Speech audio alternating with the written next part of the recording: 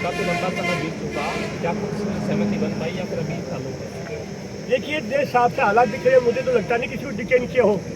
12 घंटे भी नहीं बीते थे अजीतपुरा कुदरता की घटना को, हम वहाँ उनके घायलों को लेकर वहाँ इलाज करवा रहे थे SMS के अंदर। आगे वहाँ सभा है अभी, लेकिन बीच में देखा 12 घंटे के अंदर इसी क्षेत्र में एक हत्या हो जाती है, ब्लाइंड हत्या हो जाती है। और शासन प्रशासन सो रहा है, किसी के कानून में जू नहीं रेंग रही, न किसी अपराधी को पकड़ा है, न कोई शायद मेरे साथ जांच बटी है। और यहाँ के लोग सुबह से मैं देख रहा हूँ यहाँ खड़े हैं, बैठे हैं, लेकिन उदासीनता है। तो हम ये चाहते हैं कि इस प्रदेश के अंदर जो भारतीय जनता पार्टी की सरकार दावा करती थी कि हम कानून का शासन देंगे, लेकिन ये कानून का शासन बिल्कुल नहीं है। कानून पूरा खत्म हो चुका है, अराजकता आ गई, अपराधियों का राज है। चाहे जालौर हो, चाहे बाड़मेर हो, चाहे जैसलमेर की घटना हो, चाहे अपने अजीतपुरा की घटना हो, चाहे आपके बलनौर की घटना हो, ये ब्लाइंड मर्डर है। इस ब्लाइंड मर्डर को अभी तक ये प्रशासन, यहाँ का SP, यहाँ का डिप्टी, यहाँ का SDM कोई नहीं खोल पाए। हमने इन ग्रामीणों के माध्यम से आपसे निवेदन किया है कि 24 घंटे के अंदर या तो आप इसको खोल दो। यहाँ के जनप्रतिनिधि MLA साहब बैठे हैं, वो दूसरे भी बैठे हैं, तो हम किसी लोकल के हिसाब से नहीं है, हम इस प्रदेश के पूरे प्रदेश को बात कर रहे हैं कि पूरे प्रदेश में ऐसी घटना घट रही, जहाँ भी ऐसी घटना घट रही है हम वहाँ मौके पर जा रहे हैं। और सरकार पर दबाव बढ़ाया है कि आप अपराधियों पर लगाम लगाओ, और जो दलित के अंदर जो जनमानस है, डरा हुआ है राजस्थान का नागरिक, उसको आप संबल दें, ताकत दें, और प्रदेश कानून की राज की स्थापना करें, न कि जंगल राज। आप योगी राज की मॉडल की बात करते हैं, आपने राजस्थान के तो इसका बिल्कुल उल्टा कर दिया, जंगल राज कर दिया आपने। और सरकार आपसे जनता है कि सरकार से सड़कों पर सड़ते, ये बात कानून से ढंग से बात करने तरीके से सुनने का रहा ही नहीं शासन प्रशासन का। अब अगर ये नहीं सुनते हैं तो लास्ट के अंदर सड़क जाम करेंगे। 24 घंटे का टाइम दिया हमने आप लोगों के माध्यम से, 24 घंटे अगर नहीं पकड़ पाते तो यहाँ मनोहरपुर की जनता, आसपास की जनता ये हाईवे नहीं चलने देंगे। बड़ा सवाल तो ये उठता है कि मनोहरपुर थाने के पास ही 200-300 मीटर पर धारदार हथियार चलाना, और पुलिस का कोई खौफ नहीं है, अपराधियों में कोई डर नहीं है।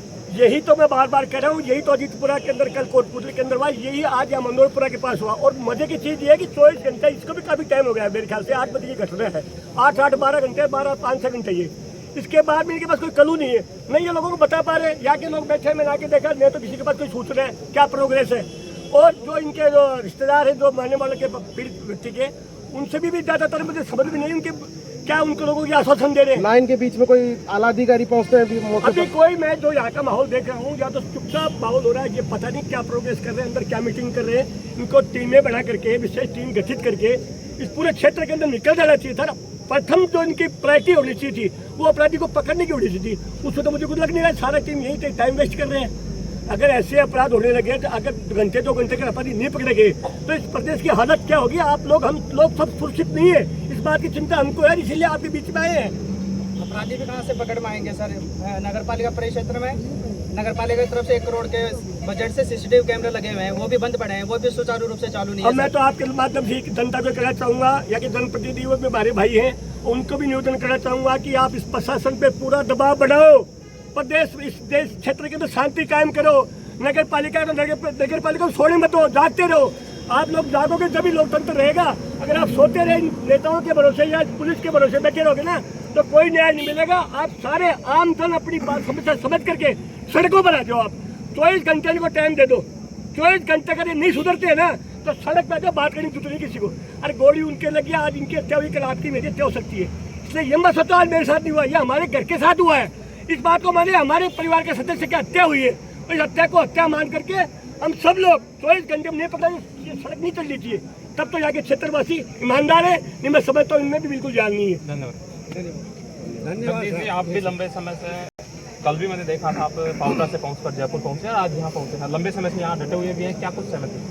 पत्रकार साथियों से मैं एक निवेदन करना चाहूँगा, देश में जब ये नया शासन बना तो सुशासन देने के नाम पर, कानून व्यवस्था को मजबूत करने के नाम पर लोगों ने इनको जनमत दिया। जनमत देने के बाद जिस तरीके से पूरे प्रदेश में जंगल राज बना, जो हालात हमारे कोटपुतली में, अजीतपुरा में कल गोली कांड चला करके की गई, और कल शाम को हमारे पप्पू भाई का मर्डर जिस तरीके से किया गया, जघन्य मर्डर, वो असहनीय है।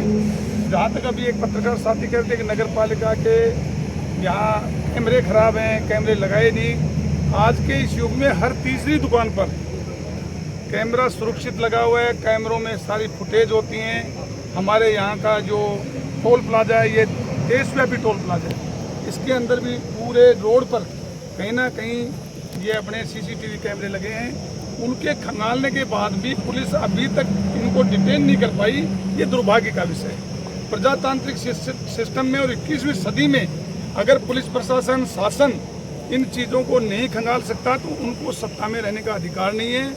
मैं महामहिम महोदय राज्यपाल से भी निवेदन करूंगा कि जो सरकार आम जन की सुरक्षा नहीं कर सके, आम जन का विकास नहीं कर सके, उस सरकार को नैतिकता से इस्तीफा देना चाहिए, अन्यथा उस सरकार को बर्खास्त करना चाहिए।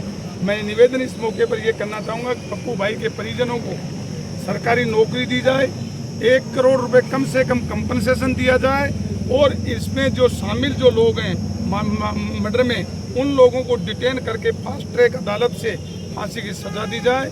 इन मांगों से नीचे हमारी मांग नहीं है। 24 घंटे के भीतर अगर ये लोग प्रशासन के लोग अपराधियों को नहीं पकड़ पाए तो प्रदेश कांग्रेस के लोग, तमाम राजनीतिक दलों के लोग, क्षेत्र के सोशल वर्कर, क्षेत्र के जनप्रतिनिधि और व्यापारी, ये नेशनल हाईवे नंबर 48 जो है इसको हम जाम करेंगे।